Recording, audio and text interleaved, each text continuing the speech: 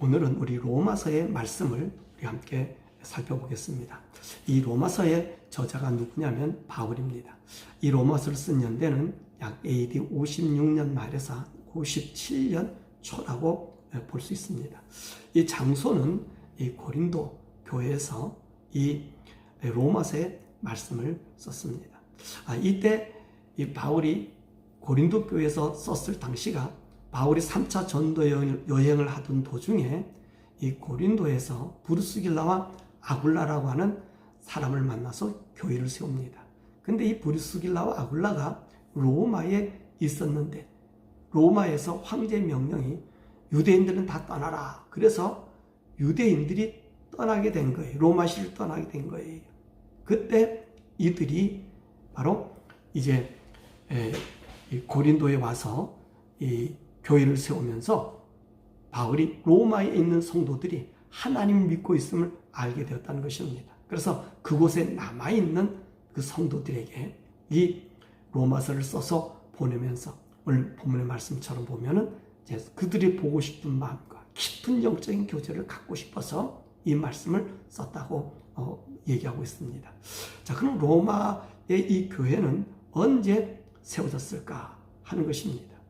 이 교회 설립 배경은 성경에 나와 있지 않습니다. 그러나 우리가 추론해 보건대 예수님이 부활하시고 나서 40일 동안 이 땅에 계시다가 이제 오순절에 성령을 우리 제자들에게 120문도에게 주었습니다. 그래서 이들이 성령을 받고 마가다라 땅에서 이제 방언을 하고 하나님의 능력이 임할 때 이 오순절날 예루살렘 성이 소동이 벌어진 거예요. 이게 도대체 무슨 소리냐?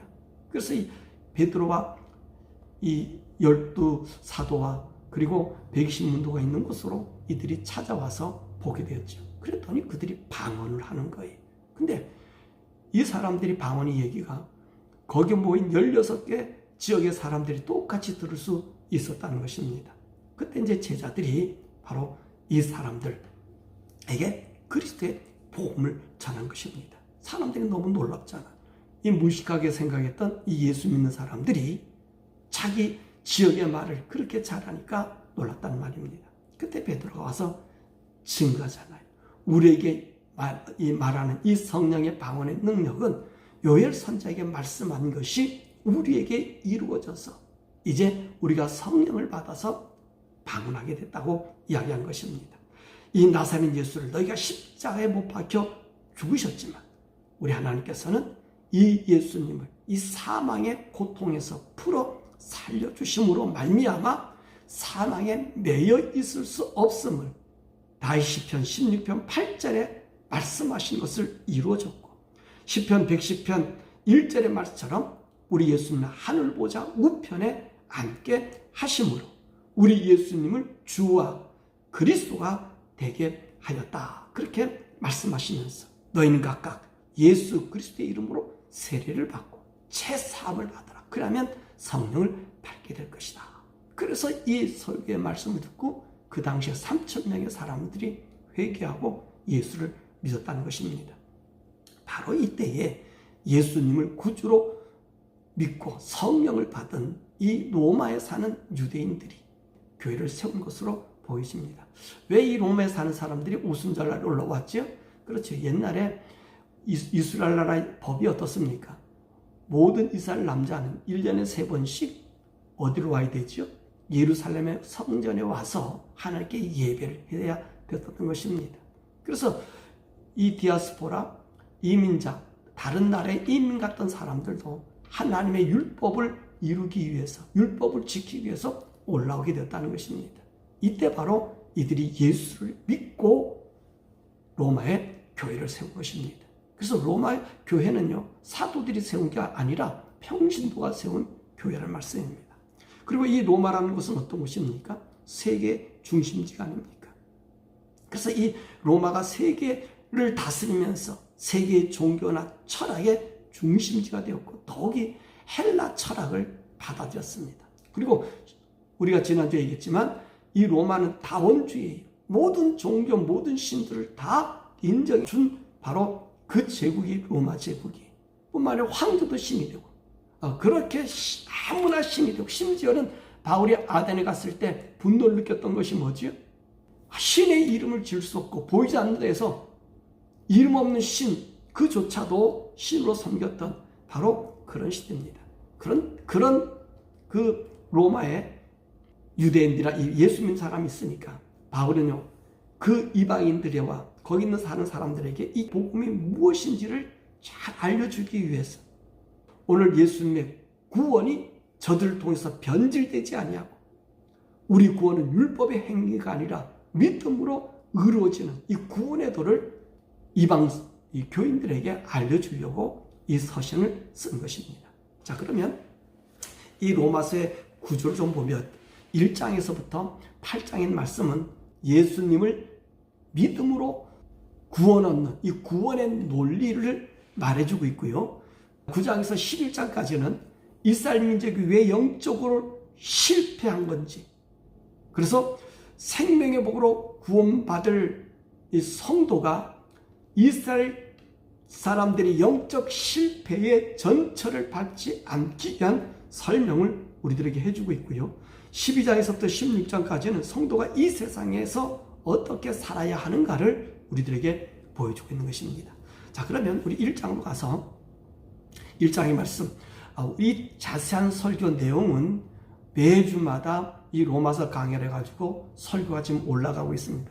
여러분 그 설교를 참고해 보시기 바랍니다. 그럼 그 안에 있는 모든 내용을 정확하게 다 설명해 놓았습니다. 지금은 이 개론적으로 여러분들 말씀해 주어서 1장에는 뭐가 있고 2장에 뭐가 있고 이런 부분에 대한 이야기를 해드릴 거예요. 더 깊은 하나님의 내용, 그 말씀, 그것은요, 여러분이 그 설교, 이 로마서의 페드로의 주 예수 교회를 찾아서 쳐서 이 로마서에 대해 강의를 들으면 1장서부터 지금 13장 말씀까지 강의해 놓았습니다. 거기 보면 자세하게 성경 안에 있는 내용을 얘기했죠. 다른 사람 얘기한 것도 없습니다. 성경에서 우리 주님 말하는 구원의 논리에 대해서 정확하게 말씀해 놓았으니까 여러분 꼭 거기에 참고해 주시기 바라고 오늘은 전체적인 내용의 말씀을 드려드리려고 하는 것입니다. 자, 이 로마서 1장에 보면 복음이 뭐냐라고 하는 이야기를 합니다. 이 복음이 뭐지요? 이 복음은 예수 그리스도를 말씀하고 계십니다. 그래서 복음은 예수님을 믿어 죄 용서함 받아 영을 회복하여 구원받는 것이 복음이고요. 또 1장에서는 복음의 능력을 이야기해 주고 있습니다. 이 복음의 능력, 모든 믿는 자에게 그 능력이 뭐냐? 구원을 주시는 하나님의 능력이라는 것입니다. 그래서 믿음을 우리들에게 이야기해 주고 있어요. 믿음으로 구원받는 하나님의 능력. 율법을 통해서는 행위잖아요. 제사잖아요. 그것으로 자기들의 속죄함 받지만 그게 아니라 이제는 우리는요, 제사가 없이 믿음으로 하나님 앞에 구원받는 구원의 능력을 얘기했고요. 자, 온 인류 사람들이 왜 타락하고 부패했는가? 말씀 보니까 하나님을 그 마음에 두기를 싫어하였기 때문에 이 세상 사람들이 타락한 모습을 보여주고 있습니다. 그래서 하나님께서 그 인간 마음 속에 하나님 두기를 원하시는 그 마음, 하나 되기를 원하는 마음, 그 마음으로 우리에게 복음을 전해주고 이 복음 때문에 우리가 예수를 믿게 되면 우리가 하나님의 속성을 받아들인다는 것입니다. 여러분 하나님의 속성이 뭐지요? 거룩함과 깨끗함과 의가 아닙니까? 이 하나님 속성이 우리 속에 있어야지 우리가 하나님 아들이 되는 것이고 천국에 갈 수 있다는 말씀입니다. 그래서 오늘 주님께서 인간은 하나님 두기를 싫어하는 그곳에 바로 하나님의 속성, 거룩함을 가진 인간의 더러움 속에서 거룩함을 찾는 그런 말씀을 우리들에게 해주고 있고요. 이런 복음을 믿어 하나님을 섬기는 사람을 의인의 삶이라고 그러잖아요. 그럼 의인은 어떤 삶을 사느냐? 17절 말씀 보면 믿음으로 믿음에 이르게 하는 삶. 그래서 오직 의인은 믿음으로 말미암아 살리라. 그렇게 말씀하고 계신 것입니다. 그래서 우리가 믿음으로 산다는 것은 믿음이 도대체 누구라 그랬어요? 우리의 믿음, 복음이 예수이지만 믿음도 예수님이세요. 예수님이 전체적으로 우리 삶 속에 들어와 사는 것을 말씀하고 계십니다. 그래서 우리와 예수님과 함께 사는 것을 가장 잘 표현해 준 말씀이 어디 있다 그랬죠? 이 포도나무 비유. 이 신약의 전체적인 내용을요, 우리가 주님과 함께 동행하는 삶, 그 삶을 포도나무께서 얘기했다면 구약은 어디라 그랬습니까? 구약은 시편 1편을 대표해. 구약의 삶, 율법의 삶을 시편 1편의 삶을 이야기한다. 우리가 함께 배웠을 것입니다. 자, 그래서 의인의 삶은요, 예수님을 나의 구주로 영접하고 그리스도와 한 몸이 되었다는 것입니다. 그래서 우리가 사는 것이 어때? 갈라디아서 2장 20절의 고백처럼 내가 사는 것은 그리스도를 믿는 믿음 안에 산다는 것입니다. 그래서 우리 속에 그리스도가 살아계셔서 우리 삶 하나하나가 그분의 인도함 받고 그분의 약속을 따라서 최후에는 하나님 나라의 영광을 바라보며 사는 삶이 의인의 삶이다. 그렇게 말씀했습니다. 자, 2장의 말씀은요, 하나님의 의로운 심판에 대해서 말씀하십니다. 하나님 왜 심판하시는가? 우리가 판단함으로 우리가 심판자가 되었으므로 그 심판에 맞게 하나님이 우리를 심판하시고요. 회개하지 않고 완고한 심령 때문에 하나님이 심판하신다고 했습니다. 그럼 하나님 심판의 기준은 어떤 심판이죠? 공의의 심판이라는 것입니다. 누구에게나 똑같은 공의를 적용한다 그랬어요. 그래서 내가 이쁘다 해서 그 사람을 봐주는 것이 아니라 하나님의 공의는 차별이 없다 그랬잖아요. 그래서 차별 없는 심판을 누구에게 적용하는데 그 심판의 기준이 뭐죠? 선과 악의 완전한 심판을 이야기합니다. 그리고 3장에서는요, 믿음으로 세우는 의라는 것입니다. 율법을 받은 유대인들이 그들의 간악한 죄악상을 말하면서 뭐라 말씀하세요? 의인은 없나니 하나도 없음을 선언한다는 것입니다. 그래서 의인이 없기 때문에 하나님의 영광, 즉 하나님의 거룩한 그 길을 우리가 걸을 수 없게 됐다는 거죠. 그 영광에 이를 수 없게 되었다는 거죠. 그런데 우리 하나님께서 우리 예수님을 우리의 죄를 위해서 화목제물로 십자가에 죽게 하심으로 우리의 죄값을 대신 치르고 속량해서 예수님을 믿는 모든 사람을 의롭다 인정해 주시고 하나님의 영광, 즉 하나님의 의에 이르는 길을 이야기해 주고 계십니다. 그래서 하나님 앞에 의로워지는 것은 율법을 통해서 또 헬라나 철학적인 사고를 통해서 인간의 양심으로 될 수 있는 것이 아니라 오직 예수 그리스도를 믿는 믿음으로만 의인이 되고 이 믿음으로 말미암아 하나님의 영광에 참여할 수 있음을 이야기합니다. 그래서 우리 중에 율법이 아니라 이제는 뭐로요? 믿음, 주님을 믿는 믿음, 하나님이 해주실 일을 믿는 믿음이 바로 우리의 의, 예수를 믿으면 의가 되는 의를 우리에게 주심을 3장에 얘기하고 4장은 믿음이 의가 되는 원리를 얘기합니다. 자, 아브라함 왜 하나님 앞에 의인이라고 인정받았죠? 그가 할례를 받아서 아니잖아요. 할례를 받아서 의인되지 않았어. 믿음을 통해서 의가 된 겁니다. 그죠? 하나님 믿고 난 다음에 15년, 4, 5년 뒤에 누가 할례 제도가 행해지는 거예요. 왜 행해져요? 하나님께서 네 자손이 하늘의 별처럼 많아질 것이다 라고 얘기한 것을 아브라함이 믿었다는 말입니다. 믿고 또 아브라함이 그 사라가 바랄 수 없는 중에 아이를 낳을 것을 믿었는데 하나님이 낳게 해 주셨다는 거지요.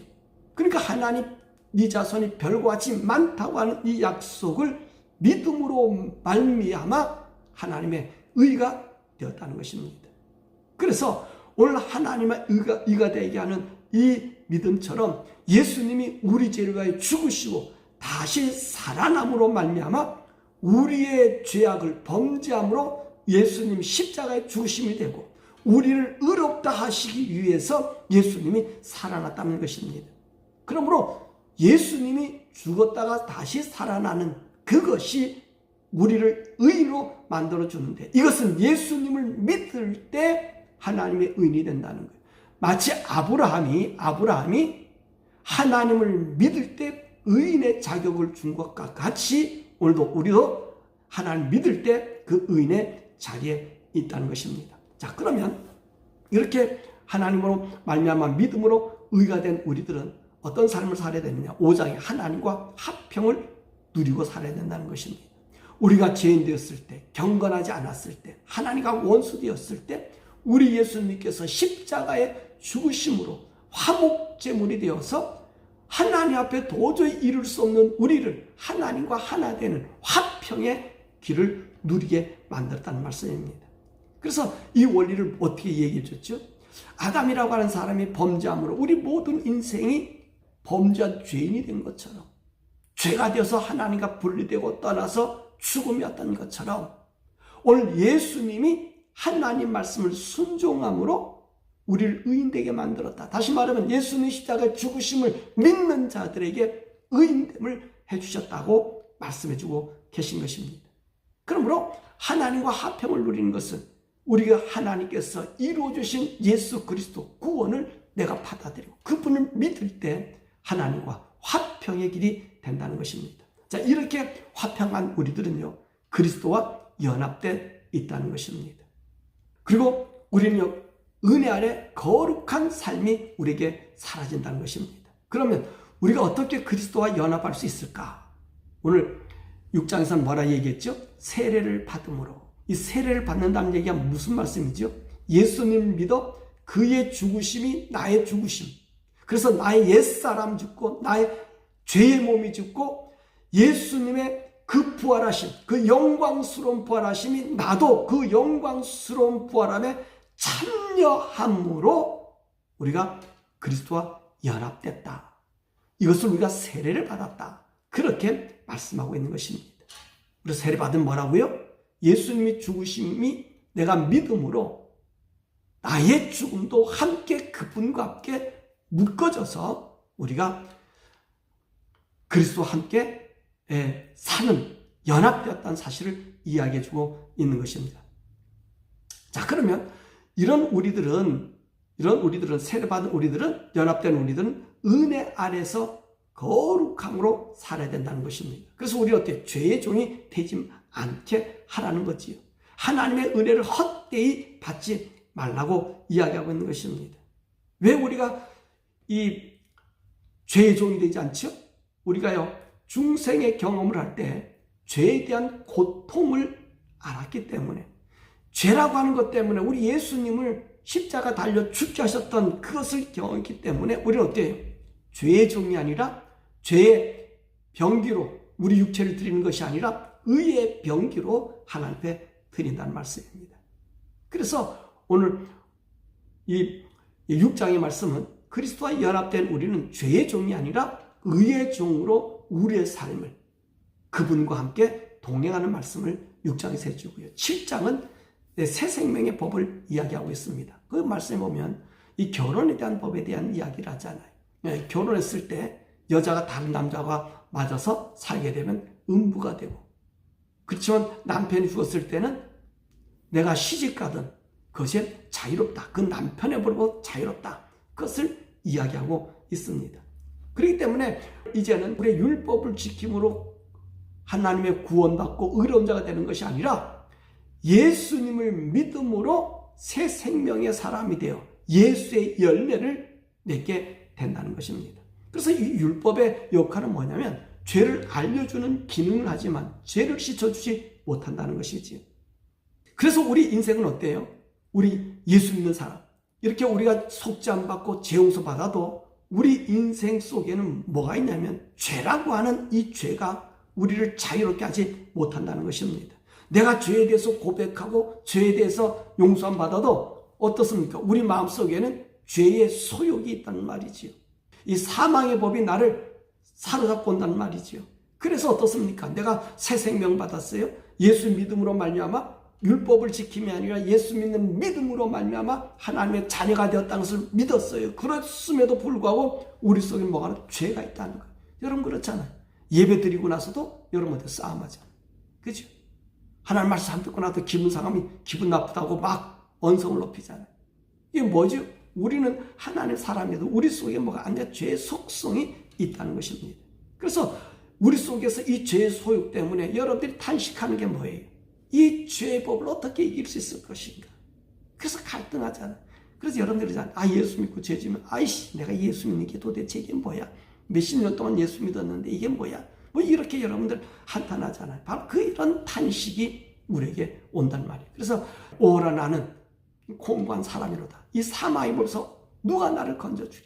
내가 아무리 그렇게 살라고 해도 이 지체의 법, 이 죄의, 이 사망의 법이 나를 자꾸만 세상을 따라 살게 만든다는 것입니다. 그래서 탄식한다는 거예요. 그러면서 나는 어떤 생각을 하죠? 나는 구원받지 못한 사람이 아닌가. 그렇게 생각을 한다는 거지. 이 새 생명을 받은 자들라도 그런 탄식이 우리에게 있다는 것입니다. 그런데 8장에 와서는 이 생명의 성령의 법, 이 생명의 성령의 법이 오늘 새 생명의 사람도 이 죄의 법으로 인하여 탄식하지만 우리는 거기서 해방을 받는다는 거예요. 왜? 그리스도 안에 자는 결코 정죄함이 없기 때문에 생명의 성령의 법이 죄와 사망의 법에서 나를 해방시켜 주었다. 그렇게 설명해 주고 계십니다. 그럼 이 죄의 법이 뭐라 그랬습니까? 죄의 법은 뭐예요? 율법이라고 그랬고요. 사망의 법이 뭐예요? 우리의 심령 속에 이 지체의 법, 죽음이라고 얘기했어요. 이 법에서 이 새 생명을 주는 법이 뭐라 그랬습니까? 생명의 성령의 법이라고 말씀했습니다. 그럼 이 성령의 법이 뭐지요? 바로 성령님이라고 그랬지요. 성령님을 따라 살아가게 하는 이것이 성령의 법이란 말씀입니다. 그러므로 우리가 성령님을 받아야만 이 성령의 법을 따라 살 수 있다는 것이죠. 그럼 왜 성령을 받아야 하는가? 성령을 받게 되면 우리는 어떤 사람이에요? 우리 예수 믿는 것에 대한 우리 얘기를 했어요. 예수를 믿는다고 우리 얘기하지만 누구나 다 죄를 깨닫고 알고 거기서 머물러 있습니다. 사람들. 이게 다른 모든 종교가 다 똑같아요. 그런데 기독교는 유독 우리 하나님이 우리에게 명하신 거 있어요. 네가 거듭났느냐? 그럼 성령을 받아라. 성령으로 거듭나라. 그렇게 이야기하자. 니고데모에게도 우리 주님께서 말씀하시잖아요. 네가 거듭나라. 성령으로 거듭나라. 왜 성령으로 거듭나야 하는가? 성령을 받아야 하는가? 바로 하나님의 아들이 되고요. 하늘나라의 상속을 받게 되고요. 부활의 영광을 얻게 됩니다. 왜냐하면 이 성령님을 누구라고 표현하고 있죠? 하나님의 영, 아버지의 영, 예수의 영, 그리스도의 영으로 얘기하기 때문에 하나님과 한 분, 한 영이라는 말씀입니다. 그래서 이 성령님은 바로 하나님 그분 자체란 말씀이지요. 그래서 우리가 성령의 사람이 된다는 얘기는, 성령을 받는다는 얘기는 하나님과 우리가 한 영이 되었다는 것을 얘기해요. 그러므로 성령을 예수 믿고 죄를 깨닫고 알고 이것은 누구나 할 수 있어요. 예수님 우리 죽으셨대. 그럼 믿어야 되겠다. 좋은 분이니까 이렇게 깨달을 수 있지만 새 생명 가진 우리 생명의 성령의 사람들은 반드시 성령님이 우리 속에 들어와서 그 아버지 영이 나를, 예수 영이 나를 죄에서 구원해 준 것을 내가 고백되어져. 이것을 누가 해줘요? 성령. 그래서 이 성령의 사람은요, 육에 속한 자의 일을 행하지 않고요, 하나님의 뜻을 따라 산다는 것입니다. 그래서 육에 속한 자의 일이라든지 지체의 법이라든지 죄의 법에서 떠나 살기를 원하는 사람이 바로 이 성령의 사람이. 그렇기 때문에 이 성령의 사람은 세상에서 환난과 핍박을 받는다는 것입니다. 왜 그러지요? 왜 성령의 사람들이 환난과 핍박을 받게 되지요? 이 지체의 법, 이 사망의 법, 이것은 누가 다스리는 거죠? 마귀가 다스리는 거예요. 세상은 마귀에 속한 것이란 말씀입니다.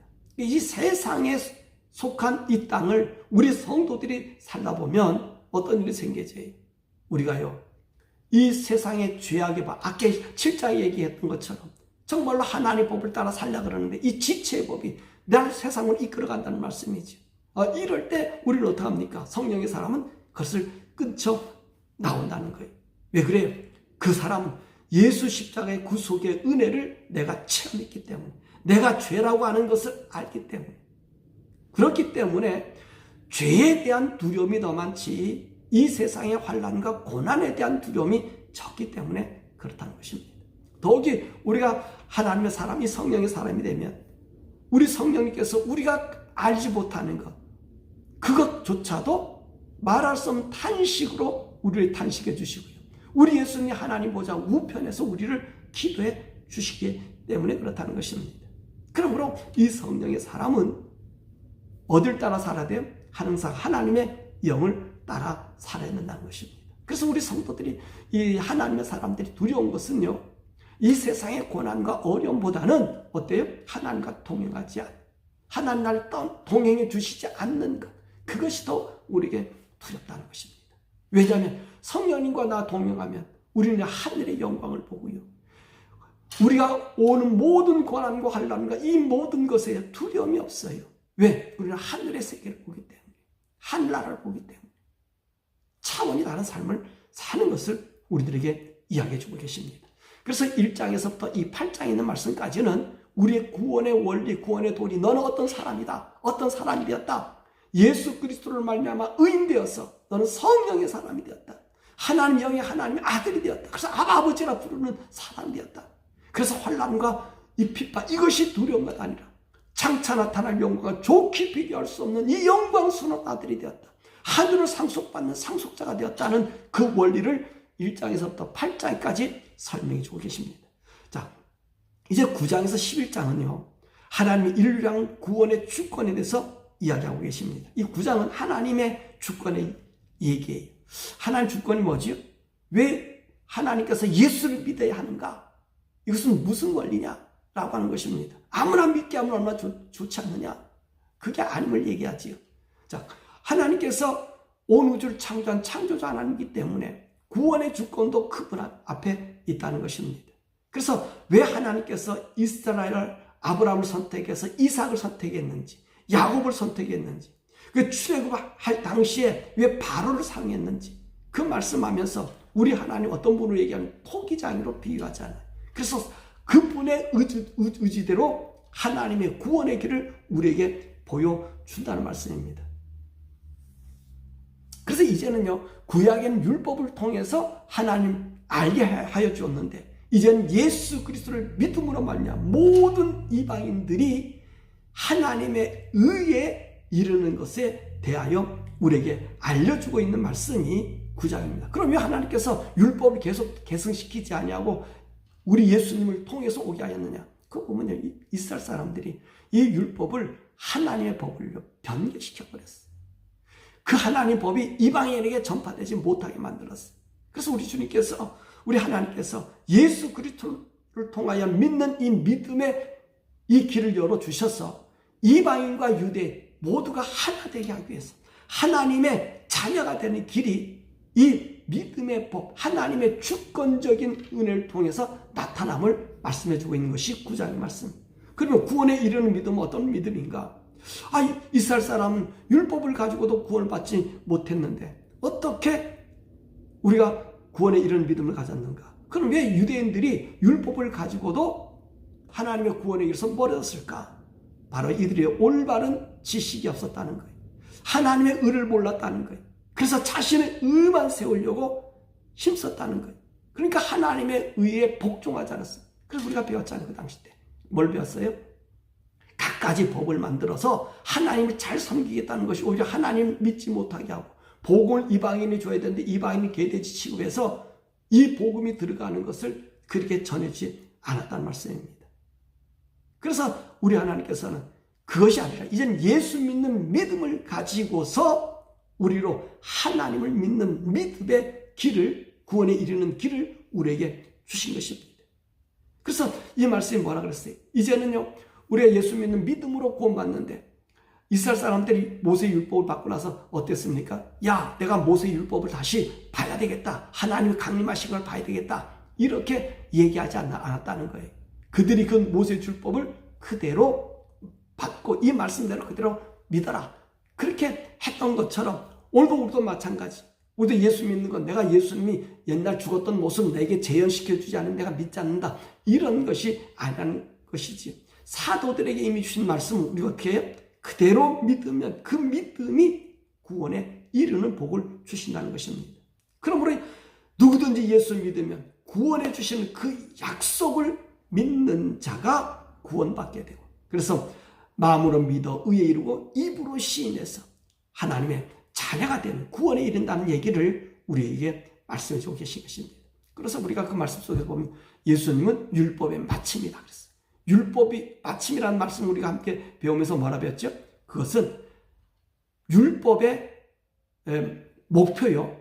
그리고 새로운 시작이 마침이라는 말의 뜻이 있다는 것을 우리가 배웠습니다. 그러므로 율법은 끝나고 난 이후에 예수님을 통해서 율법을 지킴이 아니라 예수를 믿는 믿음으로 우리가 하나님의 구원에 이른다는 말씀입니다. 그러므로 지금은 뭐지요?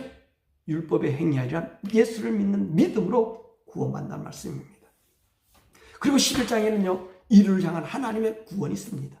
유대인을 통하여 하나님 구원을 모든 민족에게 주시려 했으나 이 유대인들의 영적 무지로 인하여 예수님을 구주로 받아들이기를 거부해서 십자가에 죽으셨단 말입니다.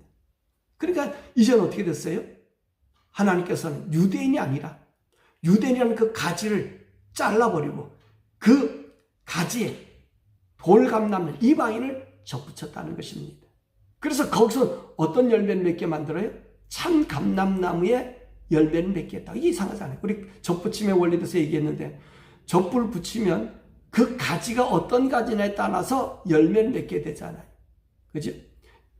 이 고염나무에 감나무를 붙이면 감이 열린단 말이에요. 고염이 열리지 않고. 근데 오늘 우리 주님께서 접붙임의 원리에 대한 얘기를 할 때는 어떤 말씀을 하셨어요? 참 감람나무를 베고 돌 감람나무 가지를 갖다가 거기다 심으면 분명히 돌 감람나무가 열려야 되는데 여기 참 감람나무 열매가 맺은다. 그런 이야기를 우리들에게 해주고 있습니다. 그게 무슨 말이에요? 율법이 아니라 예수님을 통해서 믿으면 우리가 그분에게 접붙임을 당하여 그 진액이 무슨 진액이에요? 하나님의 진액, 그리스도의 진액이 올라와 우리로 구원을 얻게 된다는 것입니다. 자, 이렇게 되니까 이 구원을요, 싸구려로 생각할 수 있다는 거예요. 믿으면 된다서 믿음을 싸구려 아니라는 거지요. 구원은요, 싸구려 구원이 아니에요. 여러분들이 예수를 믿음으로 구원받는다. 이게요, 얼마나 우리가 보배로운지 몰라요. 여러분 경험하면 그걸 알 수 있어요. 예수를 영접한 그 순간 알게 되면요, 이 구원이요, 내가 믿는다는 이 믿음이 얼마나 큰 효과가 있고 역사가 있는 걸 알게 된다는 거지. 그래서 우리는 어때요? 이 믿음을 귀히 여기는 거예요. 싸구려처럼 여기하는 그 예수를, 믿음이 자체가 예수인데 그 예수를 우리 어떻게 해요? 귀히 여고 존귀하게 여기잖아요. 그래서 순교하는 자들이요, 너 예수 이름을 부인해라. 그럼 부인 안 하는 이유가 뭐죠? 구원에 대한, 우리 주님에 대한 확고한 믿음이 있기 때문에 그런 거예요. 예? 안 믿는다 얘기할 수 있잖아. 그럼 뒤돌아서 믿으면 되잖아요. 근데 왜 안 하죠? 그분이 나의 모든 것도 있기 때문에 바꿀 수가 없다는, 내 생명조차도 바꿀 수 없다는 거예요. 그러면서 이 믿음을 혹시나 사람들이 싸구려로 생각할까봐 오늘 바울은 뭐라 얘기하냐면, 원가지도 아끼지 않고 자르신 분이 격가진들, 우리들, 이방인들 어떻게 하겠느냐. 그러니까 사랑하는 여러분, 우리가 예수 믿고 구원받은 이 믿음을요, 정말로 하찮게 버리면 안 돼. 예수 믿었으니 내가 아무 짓을 해도 돼. 이런 싸구려 믿음이 돼서는 안 된단 말입니다. 그 말씀을 11장에서 말씀해주고 계십니다. 자, 12장에서 16장에는 구원받은 성도가 어떻게 살아야 하는지를 우리에게 설명해주고 있습니다. 우리 성도는요, 새 생활을 해야 되지요. 우리 몸요, 우리 것이 아니라 하나님 것이. 그죠? 왜 그랬어요? 아까 갈라디아 2장 20절의 말씀처럼 우리 몸이 그리스도의 몸으로 되어버린 거예요. 그리스도 우리가 하나가 되어버린 거예요. 그러니까 오늘 바울은 뭐라고 얘기합니까? 우리 몸이 아니기 때문에 너희 몸을 하나님 기뻐하시는 거룩한 산제사가 되라. 이것이 영적 예배, 그러니까 영의 예배의 삶을 살아라고 말씀하시고, 이 세대를 본받지 말고 새롭게 변화를 받아 오직 마음을 새롭게 함으로 변화를 받아 하나님의 선하시고 기뻐하시고 온전하신 뜻이 무엇인지를 분별하라고 말씀합니다. 그러니까 오늘 우리가 이 세상 살아갈 때 이런 변화 속에 살아가야 돼. 그럼 우리가 이 세상 살아갈 때 어떤 삶을 살아야 되느냐? 우리 성도는요, 믿음의 분량대로 살아라 그랬잖아요. 이 믿음의 분량이 뭐라 그러죠? 바로 우리가 하나님 받은 은혜란 말입니다. 그래서 이 믿음의 분량대로 우리가 이 세상 살아가는데 하나님을 섬기든 사회를 봉사하든 어떤 삶을 살아야 돼요? 그 주신 은혜의 분량만큼, 믿음의 분량만큼 하라는 거예요.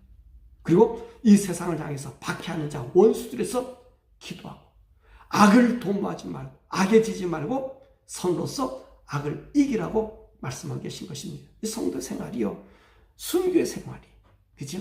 다시 우리 성도 생활은 순교의 생활이. 왜 순교의 생활에? 하나님의 영광스러움이 있기 때문에 그렇다는 것입니다. 그리고 13장에 가는 성도의 이 세상의 삶이 어떤 삶이냐? 천국민으로 이 세상에 사는 삶. 그래서 우리가 이 영주권자로 미국에 사는 사람들에 대한 이야기를 했잖아요. 이중국적적인 삶을 산다 그랬지. 그런데 우리는 누구의 법을 따라야 돼요? 영주권자는 누구의 법을 따라? 이 세상의 법도 따르지만 실질적인 고난의 법은 한국에 있는 사람 한국 법을 따라야 되잖아요. 영주권자. 우리의 실질적인 시민권이 어디 있어요? 하늘에 있기 때문에 우리 이 세상의 풍습을 멀리하고 우리가 하나님의 거룩함으로 살아야 된다는 것입니다. 그렇다고 이 땅의 백성의 의무를 다하지 말라는 거 아니라 그랬잖아요. 그래서 오늘 이중적인 삶을 사는데 책무를 다하라는 얘기하는 거예요. 그래서 권세자들에게 순복하고 세금도 잘 내고 이웃을 사랑하고 그리스도를 옷 입고 이 세상을 살아라고 말씀했습니다. 그래서 지난 시간 교회 정치 참여에 대한 이야기를 우리가 함께 나눴던 것을 우리가 보게 되고, 그리스도의 사랑을 입었다고 해서 그리스도의 사랑을 방종하게 해서는 안 된다는 말씀도 우리 함께 배웠습니다. 그리고 14장에서는 공동체 안에서 삶입니다. 여러분, 오늘 교회 안에 천차만별의 사람들이 있지 않습니까? 근데 이 사람들 속에서 우리 어떻게 살아야 될 것인가? 다른 사람을 실족지 않도록 하라는 것입니다. 그래서 우리가 할 일은 화평한 일과 덕세운 일을 하라고 하고요, 성령 안에서 행하라고 말씀하십니다. 이렇게 성령 안에 살면 우리는 죄를 이기는 삶을 살게 되고, 23절에 우리가 살아간 삶, 믿음으로 살아가지 않는 모든 삶이 죄가 된다, 그렇게 말씀하십니다. 그리고 15장에서는 한 몸의 영광인 거예요. 자, 오늘 한 몸의 영광, 우리 구원받은 성도들이 우리 살아갈 때요, 믿음의 한 지체가 되었잖아요. 하나님의 교회를 세워나가는 자가 되었잖아요. 그럴 때 믿음이 강한 사람은 약한 자의 성도의 그 약점을 담당해주고 이웃을 기쁘게 돼 선을 이루고 덕을 세우는 생활을 하게 하고 한마음 한뜻으로 그리스도의 몸을 지어가는 사람이다. 그치? 우리는 그리스도의 몸을 지어가는 사람. 왜? 그리스도의 영이 우리 속에서 아버지와 아들과 성령님이 함께 우리와 함께 살기 때문에 그리스도의 즉 몸을 지어가는 사람이란 말씀이에요. 그래서 우리 성도 모두가 하나님 영광스러운 집이 되도록 서로가 약점들을 담당해 주라고 말씀하십니다. 그리고 16장에는 성도의 교제, 하나님을 섬기는 사람들의 헌신과 수고는 어떻게 해야 되는가? 주 안에서 교제하고 성도들은 합당한 예절을 지키며 교제하라. 여러분, 이거 중요해요. 우리 예수 믿고 의뢰받았고 우리가 한 사랑의 공동체에서 이 방종하면 안 된다는 거예요. 교인들 간에 예절이 있어야 돼. 이 예절이 뭐예요? 바로 하나님 의를 지키는 일이 때문에 그렇고, 주께 헌신한 자들을 인정해주고 또 믿음의 연장자들을 존경해줘야 돼요. 그죠? 믿음의 연륜의 사람들 존경해줘야 되는 거. 이게 성도의 교제. 이것을 잘못하면요, 안 된다는 거지. 분별 있게 하고. 그래서 사람들 하여금 오늘 인본주의 사람들로 몰아가는 이런 이 세태에서 이 잘못된 교훈에서 벗어나고요. 또 물질적인 가치관을 두고 있는 사람들을 경계하고요. 그리고 말 잘하는 말쟁이들, 현란한 말솜씨를 조심해서 하나님 의에 거하라. 그래서 우리가 예수 그리스도 안에서 견고한 신앙생활을 하라고 16장에서는 말씀해 주고요.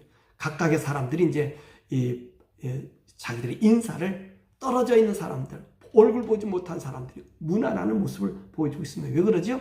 우리는 성도의 교제, 그리스도 안에서 하나님의 집을 지어가는 자들이기 때문에 그렇다는 것입니다.